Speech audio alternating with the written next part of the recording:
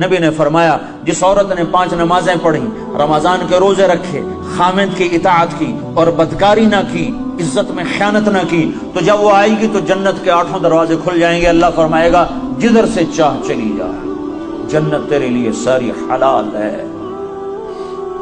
یہی عورت ماں کے روپ میں تبدیل ہو جائے تو میرے نبی نے فرمایا کاش میری ماں ہوتی اور میں عشاء کی نماز کے مصلی پر ہوتا اور میں سورۃ فاتحہ شروع کر چکا ہوتا اور ادھر سے میرے گھر کا دروازہ کھلتا اور میری ماں کہتی بیٹا محمد، تو میں اس کی خاطر نماز توڑ دیتا۔ میں کہتا اماں جی حکم، میں پھر پڑھوں گا۔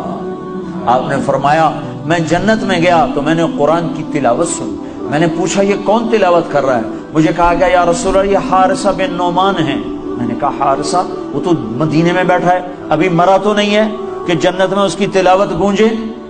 تو ان فرشتوں نے کہا یا رسول اللہ ماں کی ایسی خدمت کی ہے کہ اللہ نے خوش ہو کر حکم دیا ہے حارثہ جب قرآن پڑھے ساری جنت کو سناؤ۔ کذالکم البر کذالکم البر۔ میرے نبی نے کہا ماں باپ کی خدمت یہی ہوتی ہے، یہی ہوتی۔ آپ نے کہا عمر تیری زندگی میں ایک شخص آئے گا یمن سے، اس کا نام ہوگا اویس، اس کا قبیلہ ہوگا عامر اور اس کا خاندان ہوگا قرن اور اس کا رنگ ہوگا کالا اور اس کا قد ہوگا درمیانہ اور اس کی کمر پہ ہوگا سفید داغ۔ جب وہ آئے تو اس سے دعا کروانا عمر تو عمر، میرے بعد کوئی نبی ہوتا تو عمر ہوتا۔ اور نبی کے دائیں طرف عمر کی قبر ہے، بائیں طرف یہ نقشہ ہے قبروں کا، ایک قول کے مطابق کہ درمیان میں اللہ کے رسول ہیں، سیدھے ہاتھ ابو بکر، الٹے ہاتھ عمر، اور ایک قول یہ ہے یہ اللہ کے رسول، یہ ابو بکر اور یہ عمر، اس طرح کر کے، اور ایک قول یہ ہے، ایک قول یہ ہے، اس طرح۔ یہ میرے نبی کی قبر، پاؤں کے ساتھ ابو بکر کا سر، پھر ابو بکر کے سر کے ساتھ پاؤں کے ساتھ عمر کا سر، یوں 3 قبریں ہیں، یا یہ ہے۔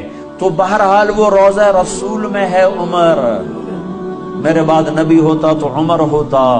اور آپ مسجد میں داخل ہوئے، آپ کے ادھر ابو بکر تھے ادھر عمر تھے، تو آپ نے دونوں کے ہاتھ پکڑ لیے اور آپ نے کہا دیکھو دیکھو مجھے دیکھو، قیامت کے دن میں ایسے اٹھایا جاؤں گا کہ ادھر میرے ابو بکر ہوگا اور ادھر میرے عمر ہوگا۔ تو اسے کہا جا رہا عمر اویس سے دعا کروانا۔ یا رسول اللہ وہ اویس سے کیوں کرواؤں؟ کہ اس نے ماں کی ایسی خدمت کی ہے، جب وہ ہاتھ اٹھاتا ہے تو اللہ اس کے ہاتھ خالی نہیں لوٹاتا۔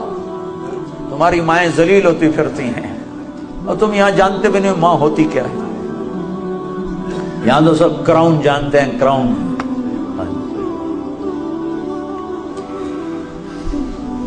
اللہ معاف کرتے ہیں۔ حضرت عمر کا زمانہ آ گیا، ہر سال حج کرتے تھے، ہر سال حج میں اعلان کرتے کوئی اویس بنی عامر، کوئی بھی نہیں ہوتا تھا۔ ایک سال گزرا تو آپ نے حج میں سارے حاجی اکٹھے کر لیے، جبل ابی قبیس کے سامنے کھڑا کر دے، کہا بھائی سارے کھڑے ہو جاؤ، اور کہا بھائی یمن والے کھڑے رہو باقی سارے بیٹھ جاؤ۔ تو یمن والے کھڑے، ہاں بھائی سارے یمن والے بیٹھ جاؤ، بنو عامر کھڑے رہو، تو بنو عامر کھڑے ہو گئے۔ پھر سارے بنو عامر بیٹھ جاؤ، کرنی کھڑے رہو، تو ایک کرنی کھڑا رہا، ایک، باقی سارے بیٹھ گئے۔ تو حضرت عمر نے پوچھا بھائی تو کرنی ہے؟ کہا جی ہاں۔ کہا تو اویس کو جانتا؟ جی جانتا، میرا سگا بھتیجا ہے، میرے سگے بھائی کا بیٹا، پر وہ تو پاگل سا ہے، آپ اس کا کیوں پوچھ رہے ہیں؟ تو حضرت عمر رونے لگے، کہنے لگے پاگل وہ نہیں تو ہے، یہ بتا وہ حج میں آیا ہے؟ کہا جی آیا ہے۔ کدھر ہے؟ کہا جی وہ اس وقت اونٹ چرانے جاتا ہے عرفات کی طرف۔ تو آپ نے حضرت علی کو ساتھ لیا اور دوڑ لگائی، گئے تو اویس کرنی ایک درخت کے نیچے نماز پڑھ رہے اور اونٹ ان کے چاروں طرف چل رہے، تو یہ دونوں حضرات آ کے بیٹھ گئے۔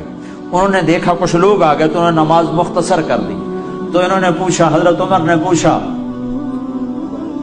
بھائی کون ہو؟ کہا جی مزدور ہوں۔ کہا تیرا نام کیا ہے؟ کہا جی اللہ کا بندہ عبداللہ۔ کہا بھائی وہ نام پوچھ رہا ہوں جو تیری ماں نے تیرا رکھا ہو۔ وہ کہنے لگا تو میرا انٹرویو کیوں لے رہا ہے؟ ان کو نہیں خبر کہ یہ عمر ہیں، یہ تو تابعین میں سے نا، دیکھا بھی نہیں، پہلی دفعہ حج پر آئے ہیں۔ تو حضرت علی بول پڑے کہ بھائی یہ امیر المومنین ہیں عمر بن خطاب اور میں ہوں علی بن ابی طالب۔ تو وہ پھر ایسے کام